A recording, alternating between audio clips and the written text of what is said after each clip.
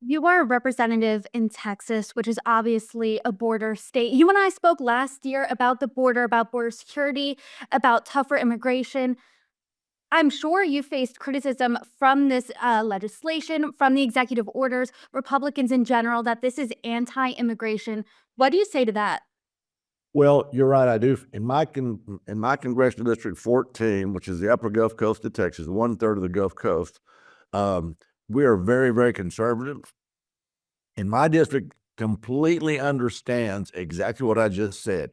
These people are coming over here for a free ride. They're breaking the law. They're going to get health care free. They're going to get education free.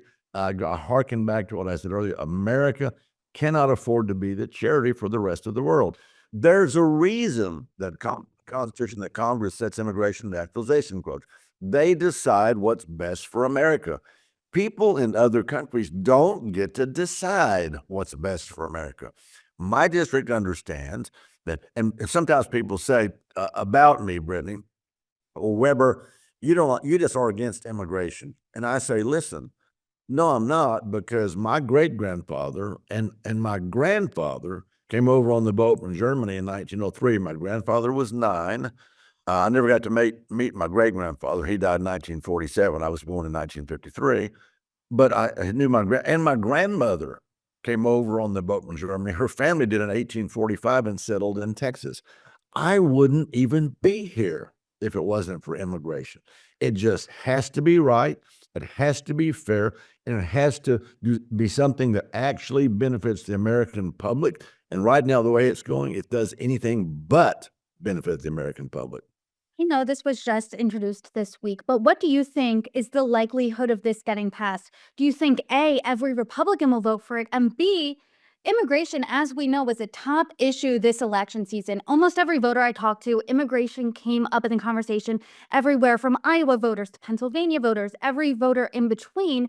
And Democrats seem to have gotten the message because your Democrat colleagues, some of them, over 40 of them, voted for the Lake and Riley Act. So do you think you could get some Democrats on board as well? Well, that's a good point, Brittany. And here's what I would say to that. I think they're getting the message from the American public. I think they watched what happened where Trump won all 6 of the swing states. I think they watched what happened where the Republican message was too many Americans are being injured. Some of the women raped, some killed, as sadly as you know. And so I think the Democrats have actually admitted that their message was way off base, way out of touch with the American public. That's what happened, and which is sad for me in this respect. Why didn't they know that it's not okay to have illegals come in here, break into houses, beat up men, pistol whip women, rape and kill some of them? Why did it take this for Democrats to finally wake up? So I think the Democrats are getting the word.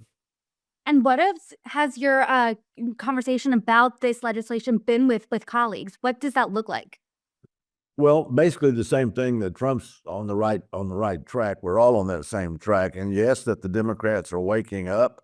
And yes, that we need to be able to do this. And so we'll track this very carefully. You've got a speaker in the House, believe it or not, who's a constitutional attorney. Mike Johnson's doing a great job. And I don't think he ever practiced or argued a case before the Supreme Court, but I know he was in the background doing the research. He is a constitutional lawyer. So we've got a good man at the helm of the House that can look at this process and bring out the pros and cons.